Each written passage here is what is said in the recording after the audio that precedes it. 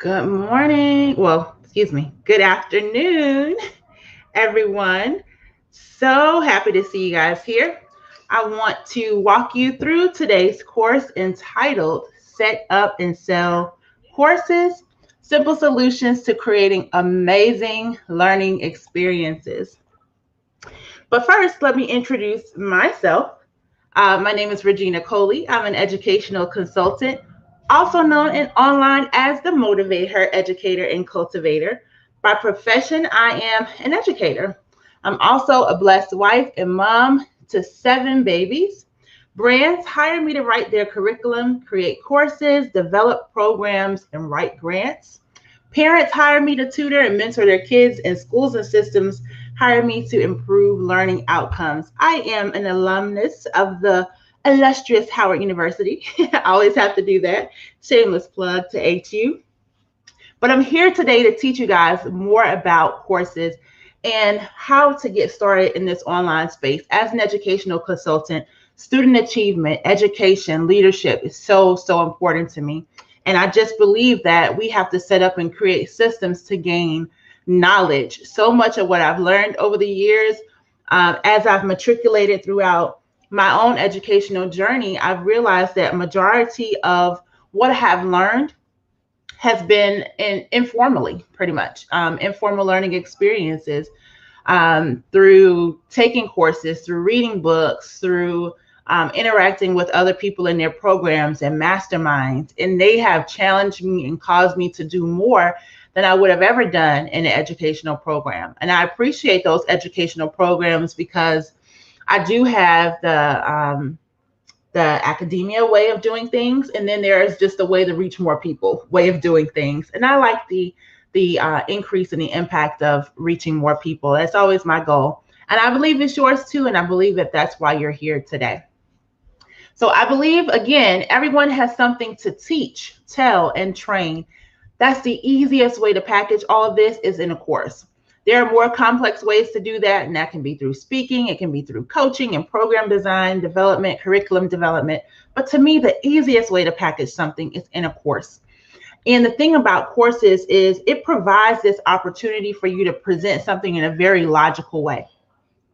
When you do that, you create ease for all the students that you're working with, and they have this sequenced way of being able to learn something new, and maybe even in the privacy of their own home, right?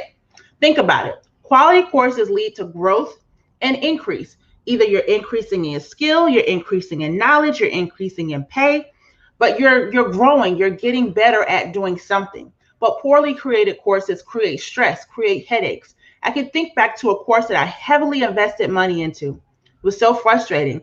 And the course was an independent course. I knew that from the beginning. But at some point, I thought that I would see my instructor or hear from my instructor or just get feedback from her, and I received nothing.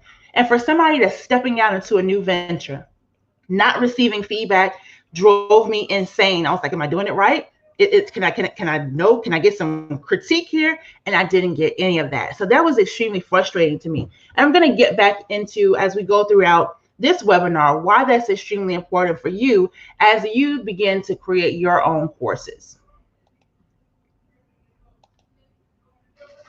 All right, so we're going to jump in today with some simple solutions for course creation. Hope you got your notebooks and things ready. All right, so the first thing that we're going to start to think about as we create courses, there's a couple of elements that go into course design. The very first one is going to be your objectives. And I see a typo. What will they know when the course is complete? Forgive me. What will your students know when the course is complete? Those are your goals and objectives. Those are the things that you're developing out. As an educator, I'm going to point you to a resource that I always use when it comes to creating anything that provides a learning experience. It's called Bloom's Taxonomy. If anybody wants to type that into the comment section, I would appreciate it. It's called Bloom's, B-L-O-O-M-S, Taxonomy. Bloom's Taxonomy shows you the way that students gain knowledge. There's a tiered, stepped process.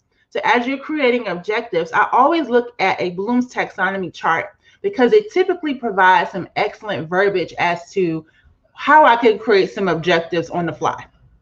So I'm looking, can they define this? Can they explain that? Can they create this? Can they analyze that? It uses those types of words and that type of language. That's what you're going to use when you want to create your course objectives. And it helps you to better shape the direction of your course. So your objectives is kind of like your guide as you're creating your courses. So that's where you want to start. And then we're going to look at where we start and where we end. We're going to end with an assessment. Doesn't matter if you're teaching children, doesn't matter if you're teaching adults, doesn't matter if it's informal or formal. You got to have some kind of way to assess what kind of skills or knowledge or understanding they gain by the end of your course. So knowing how to start your objectives and how they're going to finish your assessments are the two starting points for me when I'm creating courses. And again, today, there's a billion and one ways to do this. I'm just sharing with you how I do it in a simplified system that may work for you, just to be clear. As we look back at our objectives, once you create all of these details about the course, you then may want to put together a course syllabus. And again, depends on how formal or informal you're wanting to be with the work that you're doing. If you put together a course syllabus, it doesn't have to be like college higher ed syllabus where it's multiple pages and it includes a textbook and all that. Sometimes your syllabus can just be one page that shows me, hey, you made a 4-week course on how to make gourmet meals. I know on week 1 we're making this, week 2 we're making that, 3 and 4, and on those weeks, here are the materials that I'm going to need. It creates a space where if I get lost in your class, I know that I can go back to that syllabus page, and it's going to include all the details for me in one space. Remember, you're the expert here. Your student is learning, so they need to be able to have some materials that are easily accessible to them. So having this syllabus doesn't have to be complex, just a one-pager that says the breakdown of what to expect in each lesson or each module, right? You can also include in there your personal philosophy or the pace of the class. Is it going to be something that they're doing in small groups? Is it something that they're doing independently? If you are planning on grading at any point, you might want to include a rubric so they know what that breakdown is going to look like prior to that class starting or your course starting.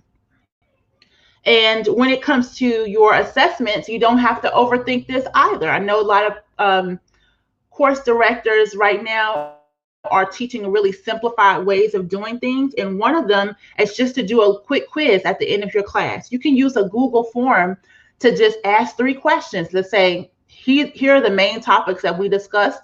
Can you answer these 3, boom, boom, and submit to me. And that's just a way to assess that they've gained this new knowledge that maybe they didn't know prior to your course. There's so many different ways to do this. In terms of assessments as well, let's say you don't want to monitor it. Let's say you have like 1,000 students and you don't want all those emails coming in about the knowledge quizzes. That's okay. As you grow, you may get to that capacity. So you can include something like a self-assessment. And that's just a guided reflection, just pausing regularly in your class, asking your students to reflect on what they've learned so far. Where are you with this? And there's nothing that they have to submit into you, but it is something that you want them to jot down and think about for themselves. That's their own personal assessment of their own knowledge and understanding. And if they're not clear on something, then they can write down, I'm still not clear on this, need to research this further, need to learn more about that. And that's just their own way to regulate their own learning. And when you're working with adults, that's great. When you're working with seasoned professionals, that's wonderful. But sometimes when you're working with kids, doing something that requires a self-assessment is probably not going to be best because they're not regulated in that way. They need, the feedback. They need to know, did I do a good job? They need that praise, that affirmation. And you have some adults that need that too. So consider who your course is for and what their needs are, but you might find those to be beneficial in that space, okay? The next 2 things are assignment and content. So now that you're thinking about your course, you know what the course objectives are, you know how you're going to assess them in the end. Now it's time to create some assignments to guide them through that learning process. So you may say, after you read this or this article or this video that I created or audio course that I created, I want you to work on an essay or I want you to work on this project. Think about what's going to make this learning experience engaging and exciting for whoever your students are. I know that the courses that I got the most engagement and excitement from were courses where I got to complete a project. And that's, elementary school all the way through college, even courses that I'm taking just as I grow personally and professionally. I still like to do projects. I want to get my hands on something and feel like by the time I got finished with you, I actually have a product in hand, something tangible that I can take away. That makes me feel accomplished. So think about creating that experience for your students. What is going to leave them with a sense of accomplishment and achievement at the end of your course? Those are the things that you want to include. There are some people who love to listen to lectures and they can just listen to people talk all the time and walk away from that satisfied. I am not one of those people. I don't know if you are, but I don't know of too many people who are. So for those of you who don't have that educator background, again, another beautiful resource that you may want to look into are the learning styles. There's about 8 to 10 different learning styles that are created by Howard Gardner. And when you think about those, you want to keep these in mind as you're creating assignments for your students. Are you accommodating more than one learning style? Because what works for you may not work for the students that you're reaching. And if you find that, hey, I'm not really selling this, I'm not reaching them, it may be because you haven't met their learning style. When I was in the classroom, this is something that I had to be heavily aware of.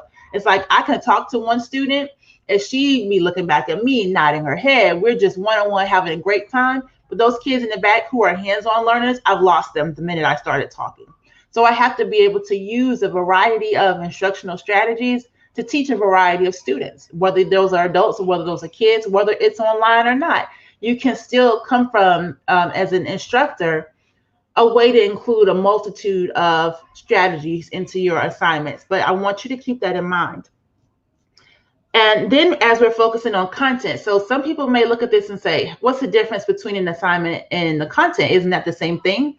No, an assignment is something that you can assign after you've created this content. So I might have engaged with some of the examples I have here are workbooks, worksheets, guest speakers, small group work, case studies. I may have listened to an interview that you posted inside the course with this expert guest speaker, and I listened to it and I'm so inspired by it. Inspiration is great, but guess what? Action is better. So now in my course, after you listen to this, I have to give you an assignment.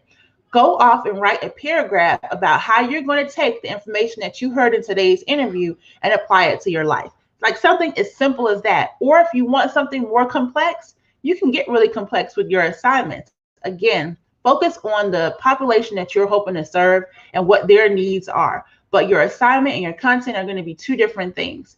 I see a lot of courses that include a lot of content, but not really any assignments. And again, if you want to have an excellent course, you want to focus on both because they're going to engage your learner and that's going to cause them to really be able to get to that level of achievement that you're hoping for in your course creation. Next, we're going to look at forum and community. How are you creating this inside of your course? Especially for the most part, a lot of what we're going to discuss today are online courses. When you're in a face-to-face course, obviously you have the people who are in the room with you. You can talk with them, engage. You can listen to them, ask questions, and it works out that way.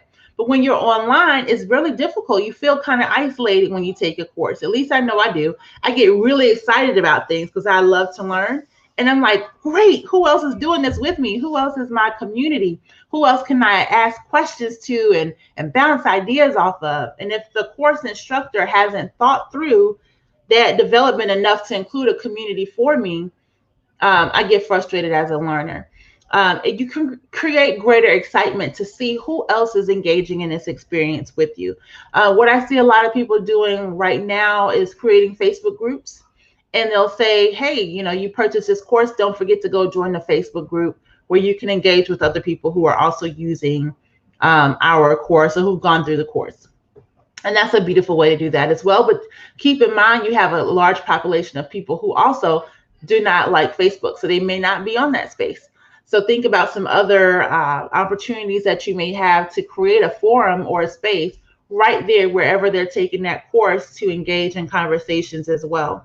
You want to also think about ways that they can message you as the instructor. They may be having a problem, something isn't opening up. they had an aha moment, whatever it is that you want to open yourself up to, they need to be able to reach out to you. So you want to include that maybe in that course syllabus or in your description as how they can reach out to you if your student has any questions. And then the next portion of that is going to be instructional design. You want to start thinking about this. This can get pretty heavy when it comes to design, especially for creatives or people who like to make stuff look really pretty. And it can take up a lot of time and keep you from launching your course. So be aware of this, but don't spend an overt amount of time on it. You want to start thinking about the layout of your course. How are you laying this thing out visually? Is it easy to navigate? You want to think about the images that you're using. If there's a certain population of students, let's say I'm working with, right now I'm creating a course for Black women in educational leadership. So obviously, if my images do not match the population I'm trying to serve, that could throw them off a little bit, like, hey, I thought this was, for this group. If I'm including construction worker images, like that has nothing to do with this course or anything. So make sure that your images match your message. Your writing style, how are you writing? Or is it that you are talking to novice students? Then you want to keep it really simple. If you're talking to seasoned professionals, then you can use jargon, you can use acronyms that they're going to know and be able to follow along with. But your introductory basic student is not going to know what you're talking about unless you've already explained it in thorough detail. So keep in mind your writing style. Are you trying to be the expert? Are you walking alongside them as a guide? Just keep that in mind and make sure that it's consistent throughout your course.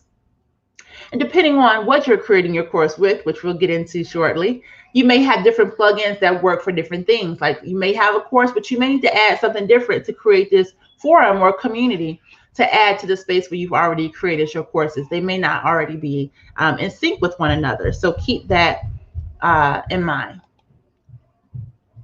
To begin, you want to create a course outline for each module and then develop it from there. I have created a course outline template that is available for you. If you go to bit.ly/RC-CCO, you'll be able to download the course outline template. And I'm just going to go ahead and drop that in the comment box to make it easier for you to find. So it's bit.ly/RC-CCO.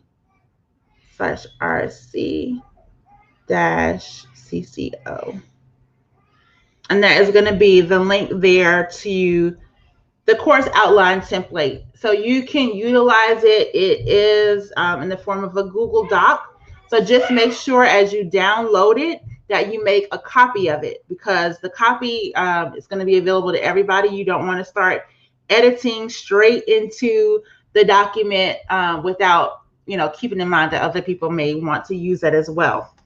So once you've done this research about all these different content pieces for your course, the outline is what you want to start working on next. Develop your course out from there.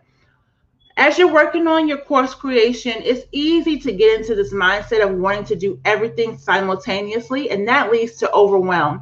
You're thinking about the content pieces, the assessments, the assignments that you want to do. Now you're saying, oh man, I got to go make a video and an audio and a PDF for them to download. And it feels like all these pieces are moving and you have no idea where to start. I want you to come back to that student. Before you get lost in the creation, think about their user experience. As a student, if they're sitting there bottom in a chair and they're experiencing you, what do you want them to walk away from this course feeling? Because I cannot remember every single detail that I learned in every class that I took, but I can sure tell you the ones that I dreaded, and I can tell you the ones that I loved thoroughly. So you want to think about that user experience. What kind of experience are you creating for your students? And then you want to create a content creation checklist. So sit down and just make a list of all the ideas that are coming to you, brainstorm and get them out on paper. And the reason why I say it's a checklist, because you need to go down that list and just boom, boom, boom, check them off. That creates a sense of accomplishment for you, but it also creates organization for you so that you don't get scatterbrained and you don't get overwhelmed with what you want to create. You may also notice as you create this content creation checklist that you have one main form of content. You may say, hey, I'm making like 10 videos for this class. Or you may need to break it up a little bit. When we talked about learning styles, you may say, I do have a lot of videos. Maybe I need to create something for them to write on for the student who does need something tangible in their hand. Maybe I need to create an audio so that they're not having to watch me all the time, but they can listen to what I'm saying and take that information in as well. And then you want to just schedule time to create your content or hire a creator. This is the point where I see so many people get stuck. They write down all the information. It's written out in really thorough detail, might I add. And then they get overwhelmed at the thought of doing the work, and then it never gets done. What gets scheduled gets done. So you want to schedule time to create your content or hire somebody else to do it. Shameless plug, I am a content creator. I would love to support you if that's something that you find you are stuck with. Or you can look for somebody on a resource like Fiverr.com and say, here's a person I'm looking, I need help with videos, or I need help with my YouTube intro video, or you may have something that's extremely specific, and there are people who have specific content creation ideas, and they're pretty inexpensive if that's something that you're concerned about is your budget. So you do have options. I know that when I say the word hire, sometimes solopreneurs cringe, or beginner entrepreneurs cringe, because they're like, hire? I don't have any money to do that. I'm just starting out. I'm just trying to get this course going. You always have options. And as an entrepreneur, if there's one thing I can encourage for you to remember, is that you always will have an option. It may not be the way that you want to do it the first go around. You may have to do it, just to get something out there in a different route. And that's why you want to hire somebody on your team who can help you think differently, or encourage you to explore other options that you may not be aware of. But as you're creating this course, I want to leave you with an acronym. Think I care. And I care is an acronym for I, which is the introduction. You want to introduce yourself, introduce your course to your students. C is for connect. You want to make a connection with them, or connect what you're teaching to some prior knowledge that they may already have. A is for apply. You want to help them to apply the knowledge that you are working on in your course, which is hopefully what I'm doing for you on this slide, is creating an actionable step for you, saying to you, hey, don't just listen to what I'm saying today. Create your checklist and then schedule it out, or hire somebody else to do it. Those are your next steps once you've researched and written out your ideas. So think about how you're doing that for your students. They got to apply the knowledge somehow. Those are your assignments, right? So give them something to do. And then reflection is the R in I care. Give them some opportunity to not just be doing, but pause regularly and reflect on what is going on, reflect on how they can take that information, reflect on where they are right now. How are you feeling with the information that you have been given? And then E in I care is for evaluate. You always want to include some type of evaluation, whether those are the assessments, whether that's an evaluation of you as a course instructor or the course itself. But evaluation is so important because that feedback allows for growth. I said to you before, quality courses always are increasing in growth, increasing in skill, knowledge, whatever it is that you're teaching, but there should be an increase. So there should be an increase for you as well as an instructor and course creator by saying, hey, I need some feedback from you. How did you feel about this? Was it helpful? Was it, was I talking too much? Were the graphics not really on point? Like what is it that you would like for me to know? And then be open to that feedback because it allows for your growth as a professional and as a leader as well. And like I said, what gets scheduled gets done. So get it on paper. You got to get this work done and scheduled out, right? All right, so let's talk a little bit about the platforms. So you have, at this point in your course creation process, would have researched your course and the topic that you want to teach on. You're going through all the aspects of it, the objectives, the assessment, the content, the forum, the community, the assignments that you're creating. You thought about the instructional design. Now you need to pick a platform that you want to teach on. And there are so many. This is just a snippet because I don't want to overwhelm you today with all that goes into course creation. But this is a snippet of what you'll be able to do. And some of these platforms I know you probably have heard of, like Teachable or Thinkific, Udemy, I hope I'm pronouncing that properly, and LearnDash. Most of these courses are platforms for your course are going to cost you maybe somewhere about $40 to $50 a month if you choose to pay monthly. LearnDash is a little bit different. And out of all of these, the one that I'm personally using right now is LearnDash. And I'm going to tell you why. And I'm going to tell you about a couple of options that you have when it comes to platforms, and hopefully you'll make the best choice for you and your brand and your business. When it comes to platform, if you don't have students, you obviously want to join a space that has a bit of a marketplace that can help to promote what it is that you're doing.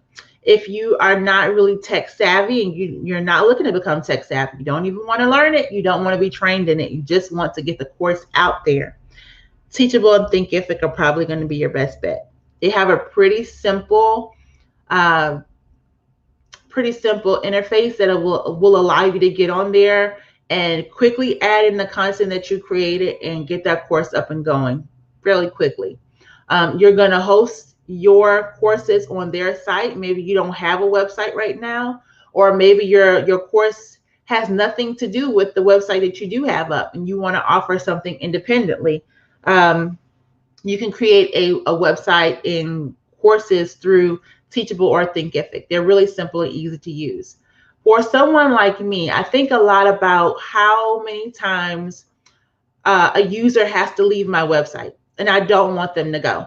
And there's a lot of analytics that go behind that and why I chose that. But if I send somebody to say, hey, watch this YouTube video, and I'm sending you over to YouTube, and I say, hey, check this out, and I'm sending you somewhere else to check that out, you're leaving my site, and I can't pull you back into the amazingness that I have going on my site.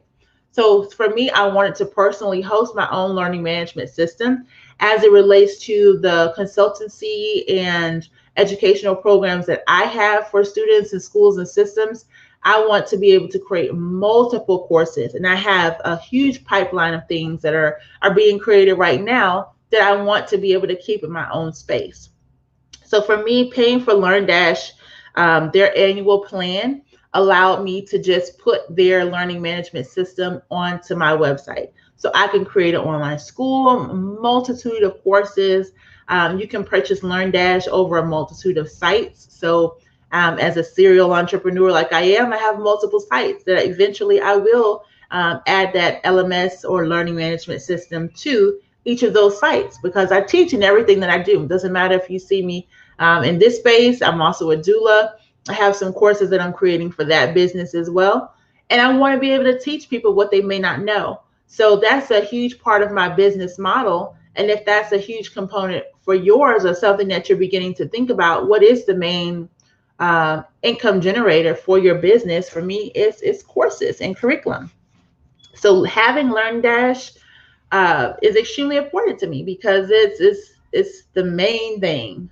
So keep your main thing the main thing. If this is not your main thing, like say you're a coach or you're a speaker, and this is just like an additional service or something that you want to add a la carte, then maybe consider the Thinkific or Teachable. But it's completely up to you and your business goals and long-term goals and what you want to do. But for me, LearnDash was it. LearnDash is really simple. It's just kind of like, to me, Thinkific and Teachable. But I also hear feedback from people who get very frustrated with LearnDash. So they provide a lot of training videos, all of these platforms, to learn how to use them properly. And then to just put your best foot forward from there. So always invest in your own training and professional development. Learn how to use these platforms. I would say test them out. Teachable and Thinkific both have free accounts where you can explore them before you actually host your course or push your course out there. So check them out, see which one works best for you. I'm just sharing some options for you today. After you've chosen your platform, you're going to start to upload all that content. Now it's time to price your course. How do you price it? How do you know what's going to be beneficial? How do I know? A lot of people just follow what they see other people do in the marketplace. Oh, the course is $97, or the course is this, and they have no idea why their courses are created at that price point. Again, this is going to be up to you, your business model, and what your outcomes and goals are. If you want to create maximum income for your business and you really need to create cash flow quickly, I wouldn't suggest that you go out and start to create a $500 course and you're just new to the marketplace, because people, unless it's a course that there's a really high need for, let me take that back. If there's an extremely high need for your course, people will invest in it at any price point you put it. But you should have multi-tiered courses. So you may have something for the person who needs to have a low price point course, who may not be able to afford your $500 course. You can take a portion of that course and say, here's the first module of this program, and I'm going to make this available to you for $27. But if you want the full thing, you're going to pay full price over here. So you're going to have to come and decide how much is your time and your value worth. And I say time and value. Sometimes when it comes to pricing, people only price for the time that they put into their course, not keeping in mind all the contractors that you may have had. You may have had a designer. You may have had a content creator. You're paying for your web hosting. You're paying for, maybe you use Canva to create your document, your visual aids. All of those things go into the pricing when I price a product. What all went into the creation of this, plus my time, plus my knowledge, and then I priced accordingly. Some things I price fairly simple because I want more people to access it. And maybe my goal is to get more clients and customers. And I know that initially I can get that with a low priced product. So you have to think about, again, how is this tying into anything that you're doing? What's your overall goal? It's not going to look the same for every person. It's going to look differently for everyone. But one thing that I do know is that you got to have these payment pages set up for your business, or you won't be making any money. So a large majority of those platforms that I explained to you accept PayPal and Stripe. Different people like different ones for different reasons. You also have Venmo. You also have Square. You have a lot of different options, but for the most part, these are the same ones that I've consistently seen on most platforms. So if you have a business or you are a solo entrepreneur, please make sure that you have your PayPal accounts set up, your Stripe account set up. I've seen some people try to do like a, hey, cash at me, and then I'll give you access to the course. Again, it depends on how you have created your course. If your course exists in a PDF that you can, put together really simple and then email out to them, then maybe you don't need a platform. Maybe you don't need to use all these other spaces. But for me, I don't want to leave any money on the table. If you say Stripe, yep, I got a Stripe. You want to pay by PayPal? Yep, we got that too. So I've learned to make the business available on multiple platforms so that you don't have to worry about saying no to somebody who may walk away because the only thing that you offer is PayPal, and they don't like or trust PayPal. And that's the only way that they can pay you. And so they leave. So think about that for your customer. They have different trust and different brand loyalty to certain companies. And you just want to make sure that you're accommodating that as an instructor so that you can get paid. Because if you're not doing this for your business, then you aren't making money. But there are some people who want to create courses and it has nothing to do with business. As a homeschool mom, I know that I was interested in creating courses for my kids based off of topics that they were interested in learning more about. So some of these courses were not for sale, but they were something that I did have to still think about content, my end user, my child, what age they are, what kind of content they like to engage with, and where I was going to host that course privately so that they can go on their own computer and take my class. So there's a variety of reasons that people might want to create a course.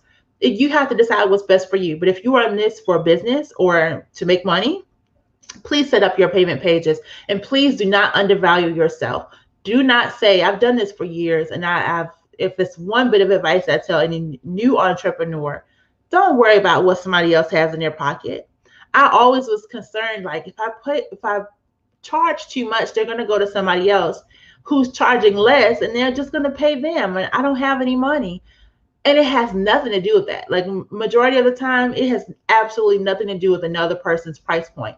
If they love you and they value you and they appreciate the way that you put in the love and the detail into your products and services, people will rock with you no matter what you launch and at no matter what price point. I've seen people follow me for about a year, and then when they finally got the money, came back and said, yes, I'm ready to invest in this course now. So don't think that just because they're not buying it right away, that, oh, nobody likes it and they can't get it. It just may be that they're not in a financial place to be able to afford what it is that you're doing. But you want to keep going and value yourself and your knowledge and your expertise. When you get me, you're getting all the years of college. You're getting all of my years of business acumen. And I'm going to charge for that. Like, that's just what it is. Do not belittle yourself as an instructor by saying, I don't have it together. Yes, you do. I'm pretty sure if you sit down and write out every place that you've been to school, every place that you've traveled to, all of your experiences, all of your education, and then say, now what's that worth? Obviously, you're priceless. You're priceless, but you got to put a price tag on it. So please don't undervalue yourself when it comes to pricing your courses, okay? All right, now here's the part that always got tricky for me. I love to make content. I love to create things. I like for it to look really beautiful.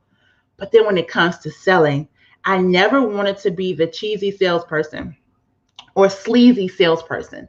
And I had to realize this with the help of a lot of mentors over time, that selling is teaching.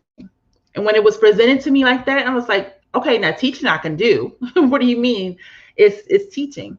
You want to teach the benefits of your course. You can apply this to anything that you sell, but for this webinar today, we're going to focus on the benefits of your course. Now, when I say benefits, what do I mean by that? You are going to use a little acronym that they use in business called FAB. FAB is the features, the advantages, and the benefits of your product or service. But again, for today, our course. What are the features of your course?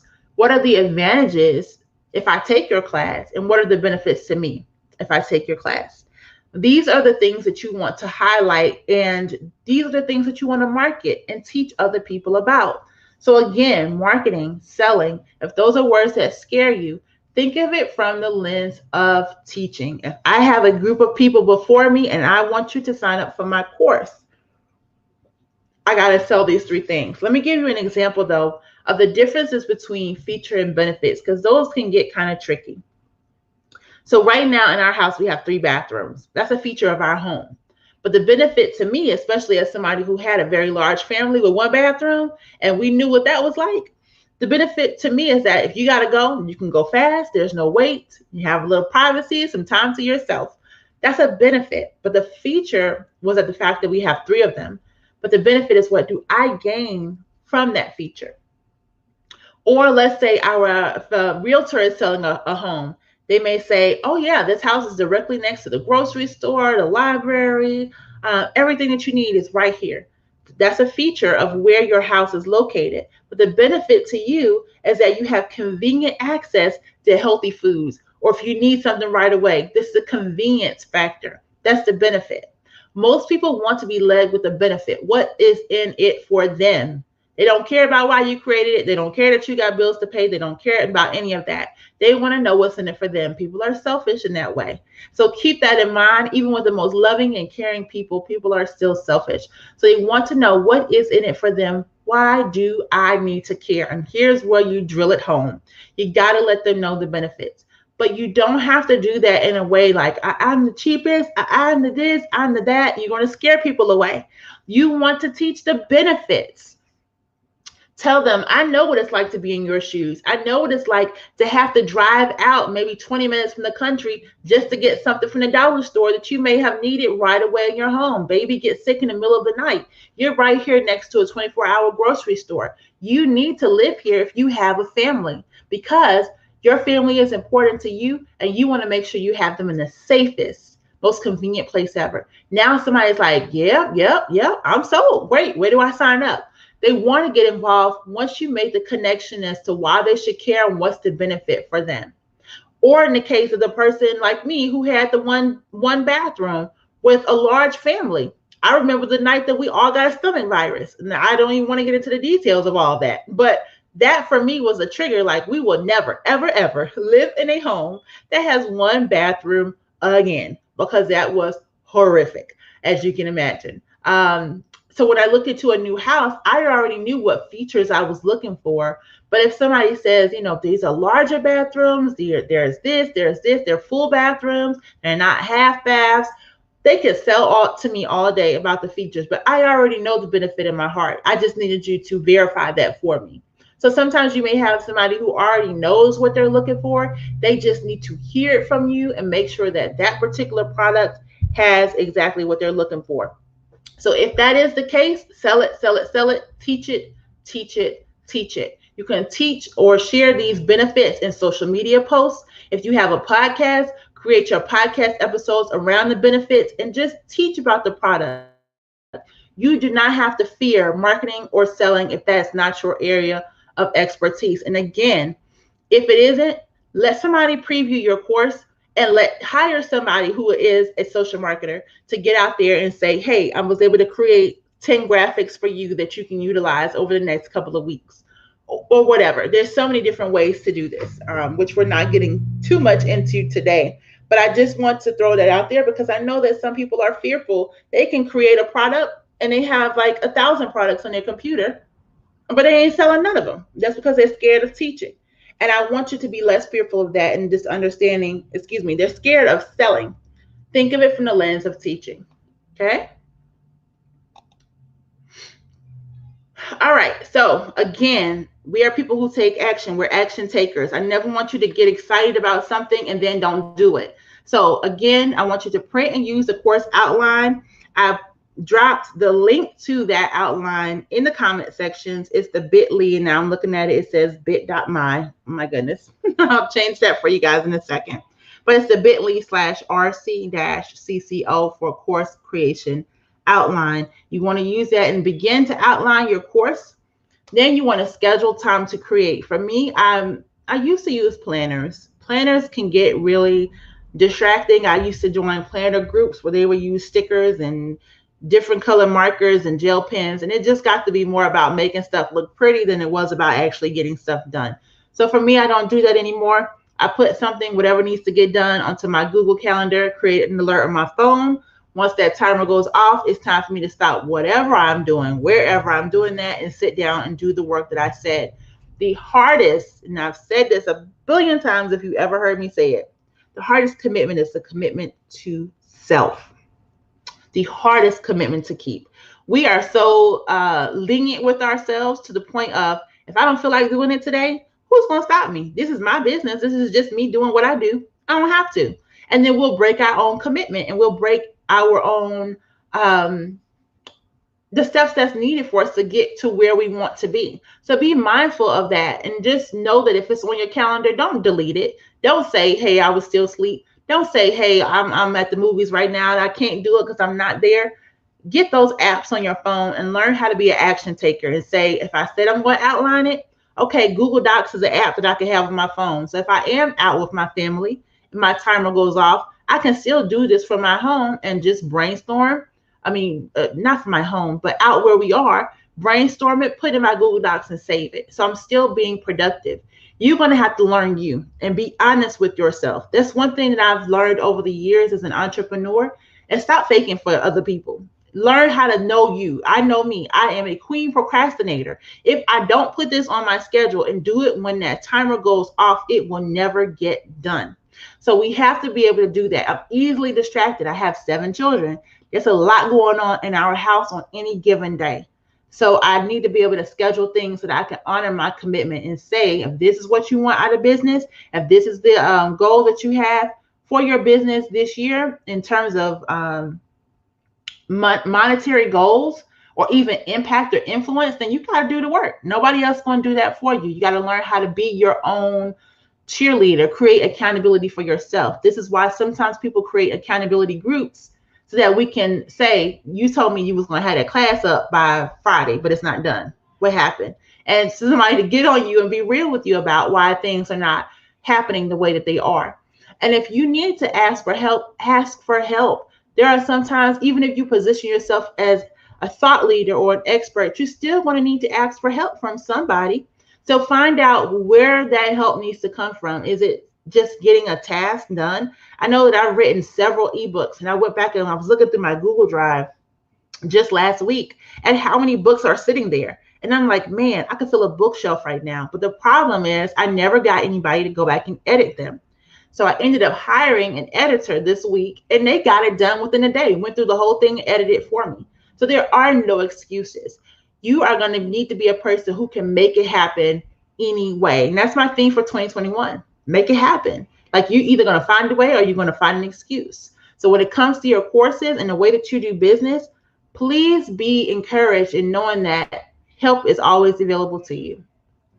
Then you want to go and set up your merchant accounts, set up the whatever platform that you chose, because you're going to have to pay for it and install it and set it up. And then list out the FAB, the features, the advantages, and the benefits for your course. Be sure to position yourself as an expert and provide small wins and value to your students. There is nothing like a student who wins or feels accomplished by something that you created. As a teacher, that makes me feel outstanding. It makes me feel amazing. So as you learn how to position yourself as an expert, the moment that that student comes back to you and says, I was able to do X, Y, and Z based off of what you said, it's like a push. It's my fuel to my fire. And it just makes me want to continue to go. Even if it's one student, that's one student whose life was changed. As a CEO of a company, you have to think about that. How are you changing lives? What are you doing that's really creating impact? And I know that you can do that. So think creating small wins, right? The marketplace is never, ever too crowded. And I say this because some people feel muddled when they're going through their business ideas or course creation ideas and say, I can't create a course on that. Somebody already has a course on that, but they don't have a course on it from you. You may have a way that you use a tool differently. You may have a system that works better for you and is easier than the way somebody else teaches it. So the marketplace is never too crowded. There will always be room to cultivate your gift and share with your people.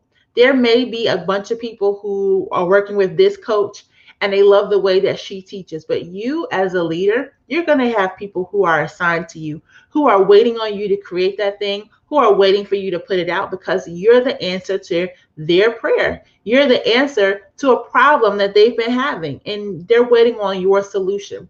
So please don't ever feel that it's too crowded.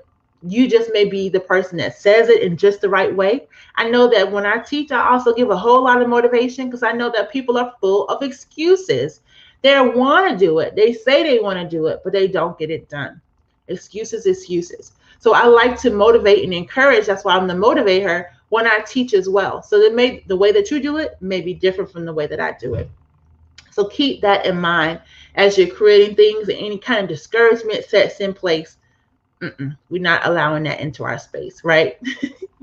All right, we are at the end of our course for today. I hope that this has been helpful for you as you're looking to set up and sell your courses, as to how you want to get set up, how you want to get started, and what things you need to do to get them in place.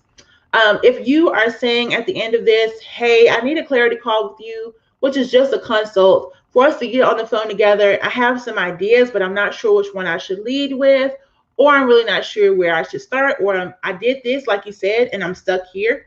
Or if you just want to talk to somebody, hey, I'm here. You can schedule a clarity call with me. Those are available at reginacoley.com/clarity-calls. If you just visit reginacoley.com, you'll see it on the menu tab at the top. Feel free to schedule those out. There's also a copy of my Calendly calendar at the bottom of that page, where you can go ahead and schedule out days that work for you. I try to schedule these on Mondays, Thursdays, and Saturdays. So check the calendar for that. If you are interested in course creation services, where you say, listen, this all sounded really overwhelming, I don't have time for that, I just want to get it done and get it out, I would applaud you for that, because you're being honest with yourself and you're being honest with your time commitment. Some people do not have the capacity or time to create this, and they would rather hire somebody else to do it. And I am available for hire to create your courses for you. All I need is a little bit of information for you. We'll go through a questionnaire together, and then you can decide, hey, I want to hire you, and here's how I want this thing to look. And I will work together, and I'll give you tons of feedback and check-ins as to how things are going, just to make sure it fits your design style and instructional needs. The next thing I have available for you is a course creation course. Say you're ready to just dig deeper. What I gave you is the real surface level information today, even in terms of platforms, in terms of marketing. We dabbled the surface of how we can really jump into some more details. And I put all those details together in the how to create your own course class that is available on my website. If you go there, you should go to reginachloe.com/CCC for course creation course, and you'll be able to check out the details for that class there and register if that is of interest to you. I do want to thank you guys so much for rocking with me today. As they say in church, the people who stay to the end get the benediction or the blessing, and it's the same for you. Thank you for staying to the end today. This is a great time for Q&A if you have any questions. I know people are popping in and out or checking the replays. If you are checking the replays, I welcome you to ask any questions that you have as well by dropping them in the comment box.